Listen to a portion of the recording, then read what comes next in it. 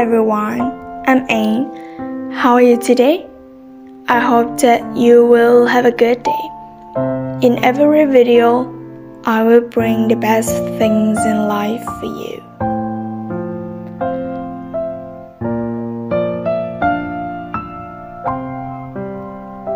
Would you like to hold a $20 bill even though it's crumpled and dirty? The reaction of the students and the teacher's explanation made many people understand. In a hall of 20 students, the professor and also a famous speaker began to talk by handing out a $20 bill and asking, "Who wants this $20 bill?" Many hands raised. The professor said again, "I'll give this $20 bill to one of you. But first, let me do this." Saying that, he crumpled the $20 bill. Then he asked again, "Who still wants this $20 bill?" There were still a lot of arms raised in the air. "Oh," the professor looked around the room and said, "What if I do this?" He dropped the bill on the ground and began to stomp on his shoes, pacing on the ground. Then the professor picked up the bill. Now it was crumpled and dirty, and asked again, "Now, who wants this bill?" There are still hands raised in the classroom. The $20 bill was crumpled and trampled on, but the students still wanted to take it. At this point, the new professor nodded and said, "Dear children, today you have learned a very valuable lesson.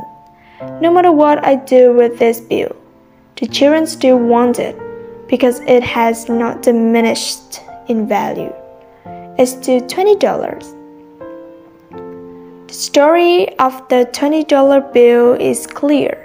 Everyone agrees with a simple and understandable truth that even if the dollar is crumpled, dirty, it is still valid, so there is no reason to refuse it.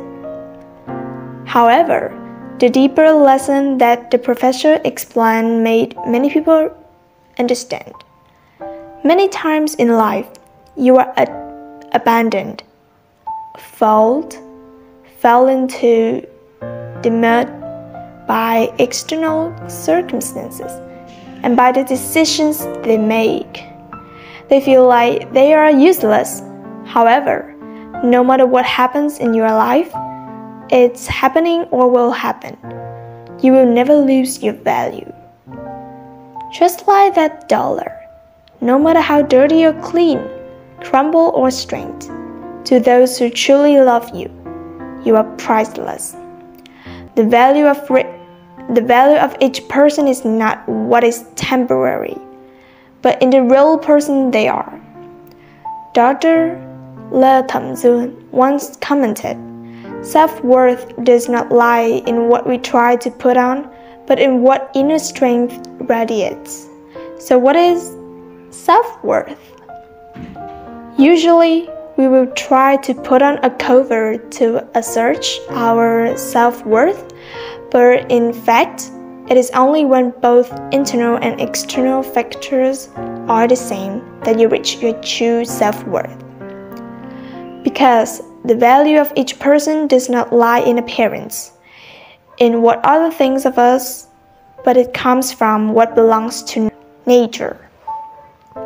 Therefore, just like the Buddha once said, "You are what you think." Thinking is very important. It greatly affects each person's life. So fill your mind with thoughts of dreams, ambitions, positive thoughts, and gradually you will find yourself on the right path. No one can make you feel inferior without your consent. Eleanor Roosevelt said, "In fact, this life is ours. It's up to us to decide it. Happiness or suffering is our choice. Because of difficulties that ourselves become so important. No one has the right to force you how to live or to choose how to go, because life is yours. Why let others decide it? Mud underfoot, but sun above. Life emerges from death. Happiness emerges from arduous sacrifices. If you never cried, your eyes can't be beautiful. So don't worry your decisions will be wrong. It doesn't matter because even the worst things that always had its own meaning. Only through suffering and bitterness, people will understand many things, realize the truth that if we live a peaceful and happy life, we cannot realize. Focus on the aspect through which you can begin your journey of self-discovery. And remember, for those who love us, even though we have been battered and gone through many ups and downs, they always open their arms to welcome us because they understand our essence and values. Just like a $20 bill, even if it is crumble and tremble, its value and change. However, do not make the mistake of thinking that people can do everything dirty, leave their hands dirty with bad deeds, but still be sin-added person of good nature. Love is the ability to care, protect, nurture. If that energy does not arise from yourself, it is difficult to do so with others. Life is short. You should not spend time with people who only know how to drain your happiness. If someone asks me, have I ever been in love with all my heart? I answer yes. I live intensely with love, but I don't use everything I have in exchange for happiness from one person. I give that love to my life, my family, my work, my friends, and my social relationships. Each of us divides love into 5 or 7 parts like that. So why give everything for one love, right? Anyone who is in love sometimes becomes more generous. They are willing to risk everything to love. They love others more than themselves, which causes them to gradually become painful, even the pain that the opponents cannot see or feel. In the end, you are just a fool who loses the me to others to give the bad things. That is not selfish. That's how you give back to your body and increase your self-worth. When you know how to take care of yourself, you are capable of loving and bringing happiness to others.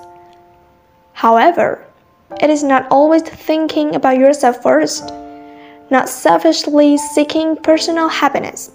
Self-love and selfishness are 2 completely different concepts, but the line between them is very thin.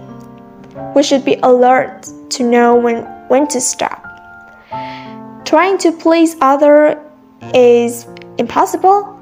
If you keep trying to do it, you will burn out. So please pamper and take care of yourself before thinking about indulging other people's lives. Because if someone wants you in their life, they will give you a place. You don't have to compete with anyone. Everyone in the world has their own values. Don't force yourself into a relationship where the other person doesn't respect your values. And so these are 6 ways to actually love yourself more. 1. Get to know yourself. Yes, you've been with yourself every second since the day you were born, but how well do you really know who you are? Do you know what you love, what makes you happy, and what you want out of life? It's impossible to love yourself if you don't know yourself. To take some time to think about what you believe in, value, and like, and identify your strengths, particularly the ones that have gone unnoticed. Getting to know yourself also means being honest with yourself.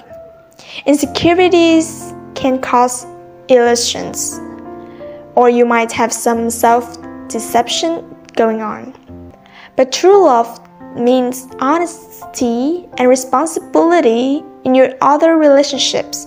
So work on self-awareness by no longer minimizing or making excuses so that you can fully accept your entire self. 2. Talk to yourself as a child. We have a constant inner dialogue that is either contributing to self-love or pretending it. As Michael Singer writes in the Under Her Shawl, there is nothing more important to truth growth than realizing that you are not the voice of the mind. You are the one who hears it. In other words, the way you think, talk to yourself, and see the world is not necessarily who you are, which means it can be adjusted to be more self-loving. You can change the way you see yourself by changing your inner dialogue. To speak to yourself kinder and feel more optimistic, try talking to yourself like a child. We're often more forgiving, compassionate, and loving when we see ourselves as children rather than as our older selves. You can even carry a childhood's picture in your wallet or put a baby picture in a spot you need some more self-love, like the bathroom counter if the negative self-talk comes when looking in the mirror, or at your desk. If you tend to be self-critical with your work, I recommend you calling up family members or old friends to reminisce on fond memories in order to trigger some of those positive thoughts about yourself.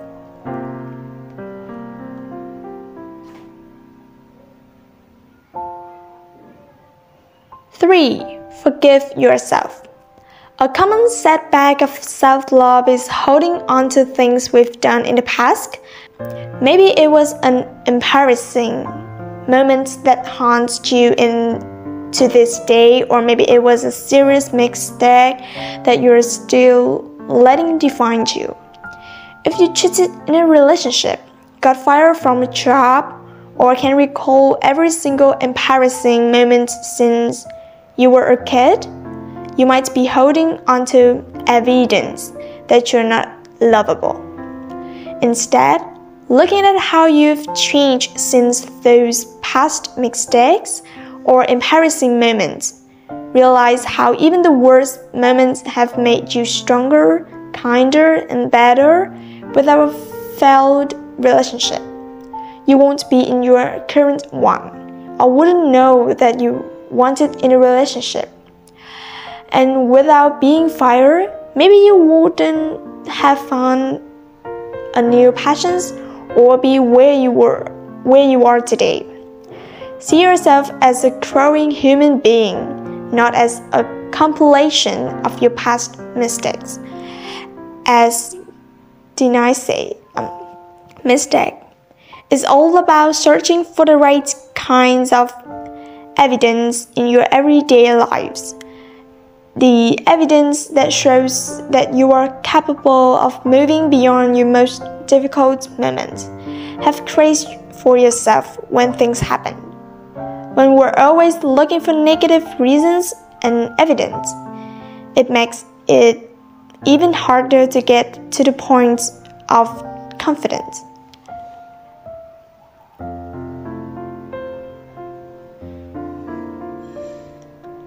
4. Treat yourself like you treat loved ones. It sounds cliché, but the most important relationship in your life really is the one you have with yourself. So why don't you nurture that relationship like you do with your best friend, mom, or significant other? Self-love might be as simple as loving yourself in your love language. Make a list of all the ways you treat the people you love. Do you text them to check in? Do you surprise them, give them compliments, or wish them good night before you go to bed? However you treat the people you love should be the way you treat yourself too. Check in yourself, give compliments, treat yourself regularly, or look in the mirror and say good night before bed. As silly as it may feel at first, we all give love a certain way, and self-love isn't any different. 5. Say no when you mean no. Boundaries let other people know that you expect respect, but more importantly, they let you know what you deserve respect. Saying no when you mean no means you are putting your needs above others. Perhaps it's a coworker who asks for help when you're already swamped, the neighbor who needs a favor when you're exhausted, or getting guilted into a holiday event you don't feel comfortable attending. Every day you say yes when you want to say no, put others' opinions and needs above your own, which builds more evidence that you're not the priority. A true yes, or a yes that's in line with your best interest, will make you excited without doubt or worry. Say yes when you mean yes, and no when you mean no. The more you know yourself, the easier it is to communicate your boundaries and needs to others, which is a way of showing yourself love. And the last ways is care about nutrition. Maybe you don't know a protein from a cream or fat and care more about convenience or taste than nutrients. Or maybe you have some ingrained food rules that make you stress out if you eat a slice of pizza or a piece of cake. No matter what your current relationship with food is like, the food you eat should be an act of self-love. You know that old school saying that you are what you eat? Well, it is kind of true. Food serves as information that tells our bodies what to do. It's not about good foods you're supposed to eat versus bad foods you're not supposed to eat. It's about loving your body enough to nourish it with whatever makes it feel is best. After all, health is the best gift you could ever give to yourself. With that being said, pleasure is a nutrition too. So also treat yourself to the foods you love without guilt, shame, or deprivation. We should learn to love ourselves first before we can love others. Here, we wait for a lesson to let ourselves suffer from others because we know how to appreciate ourselves. Remember, if you're not happy with who you are, you won't have lasting happiness with anyone. So, before you love someone else, learn to love yourself first. Thank you so much for listening to me.